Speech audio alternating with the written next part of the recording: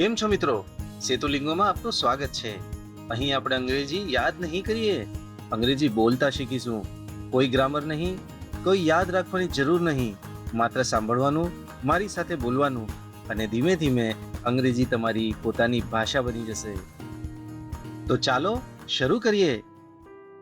આજે આપણે અંગ્રેજીના 6 નવા શબ્દો શીખીશું. We, they, this, that, these and those. મારી સાથે બોલો. વી. ફરી એકવાર બોલો. We. One last time. We. જ્યારે હું પોતાની સાથે અન્ય વ્યક્તિઓ અથવા સમૂહ વિશે વાત કરીશ ત્યારે હું વી શબ્દનો પ્રયોગ કરીશ. મારી સાથે બોલો. We are friends. We are friends.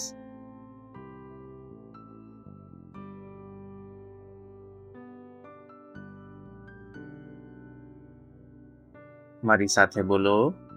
We are happy. We are happy.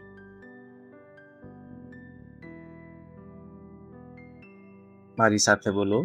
We are learning English. We are learning English.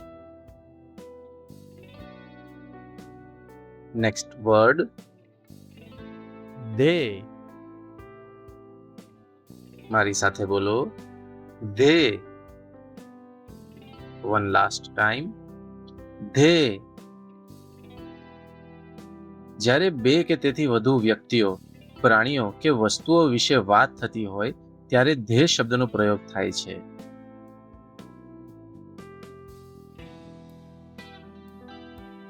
મારી સાથે બોલો. they are boys. they are boys. મારી સાથે બોલો. they are girls. they are girls.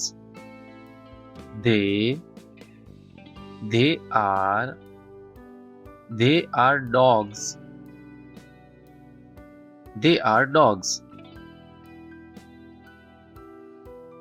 Next word, this. ફરી એકવાર. this. One last time. this. કોઈ વસ્તુ, વ્યક્તિ કે જગ્યા દર્શાવવા માટે જે નજીક હોય અને માત્ર એક જ હોય this શબ્દનો પ્રયોગ થાય છે. મારી સાથે બોલો. this is a book. this is a book. this is a pen. this is a pen.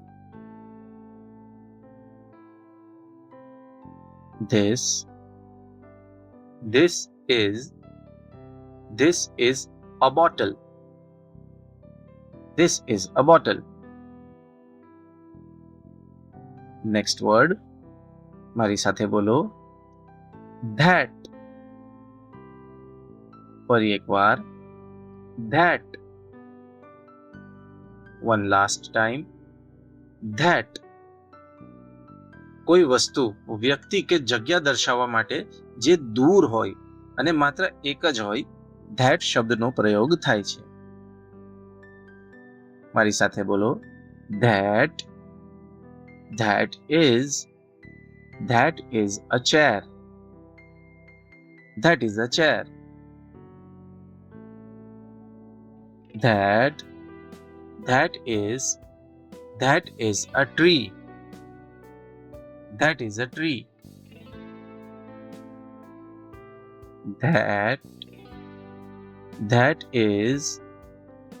that is a bus. That is a bus. મિત્રો, અહીંયા this અને that શબ્દનો પ્રયોગ બે રીતે થયો છે. જે વસ્તુ નજીક હતી તેના માટે this શબ્દનો પ્રયોગ થયો અને જે વસ્તુ દૂર હતી તેના માટે that શબ્દનો પ્રયોગ થયો. જેમ કે this is a book. That is a book. Next word મારી સાથે બોલો. these. ફરી એકવાર these. one last time these. કોઈ વસ્તુ, વ્યક્તિ કે જગ્યા દર્શાવવા માટે જે નજીક હોય અને એક કરતા વધારે હોય these શબ્દનો પ્રયોગ થાય છે. મારી સાથે બોલો. these are books. These are books. These are pens. These are pens.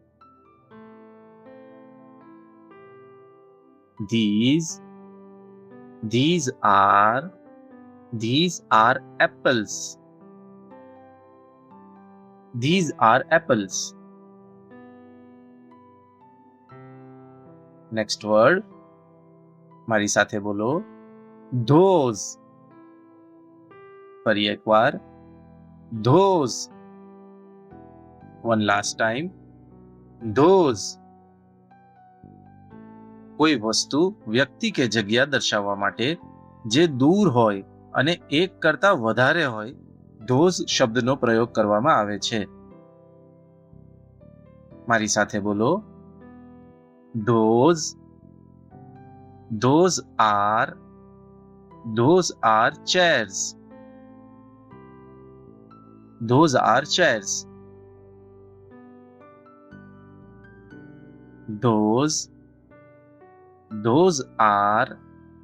Those are trees. Those are trees.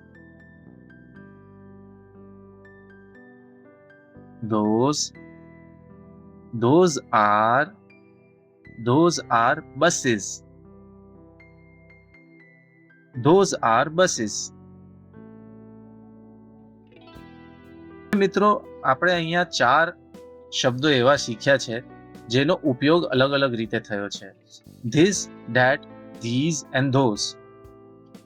જે વસ્તુ નજીક છે અને માત્ર એક છે તેના માટે this શબ્દનો પ્રયોગ થયો છે. જેમ કે this is a book. જે વસ્તુ દૂર છે અને માત્ર એક છે તેના માટે that શબ્દનો પ્રયોગ થયો છે. that is a book. જે વસ્તુઓ નજીક છે અને એક કરતા વધારે છે તેના માટે these શબ્દનો પ્રયોગ થયો છે. these are books. અને જે વસ્તુઓ દૂર છે અને એક કરતા વધારે છે તેના માટે those શબ્દનો પ્રયોગ થયો છે. those are books. તો આજ પછી તમને this, that, these અને those યુઝ કરવામાં કોઈ તકલીફ નહીં પડે. અહીંયા આપણે એક ક્વિઝ લઈશું.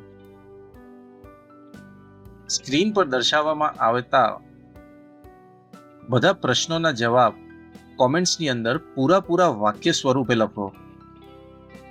યાદ રહે, પૂરા વાક્ય સ્વરૂપે લખવું.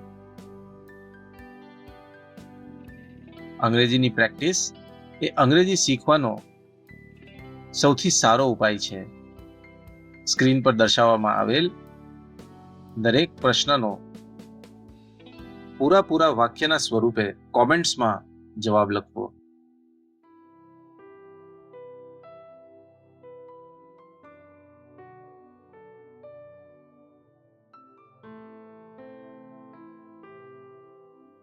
લાસ્ટ સેશનમાં આપણે આજના લેસનનું એક રિવિઝન કરી લઈએ.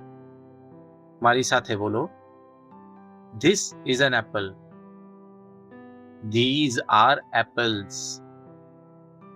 That is a car. Those are cars. That is a temple.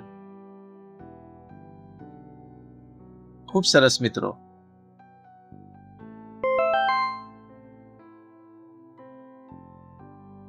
આજે ઘરમાં અને આજુબાજુમાં 5 વસ્તુઓ જુઓ અને દરેક વસ્તુઓ માટે અંગ્રેજીમાં વાક્ય બનાવીને એના વિશે બોલો.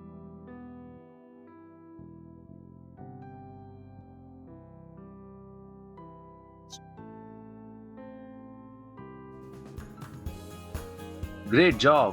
You have spoken your first English sentences today. I will see you in the next lesson. ચાલો દરરોજ અંગ્રેજી બોલીએ. This is Mr. Setu from Setu Lingo. See you in the next lesson. Goodbye.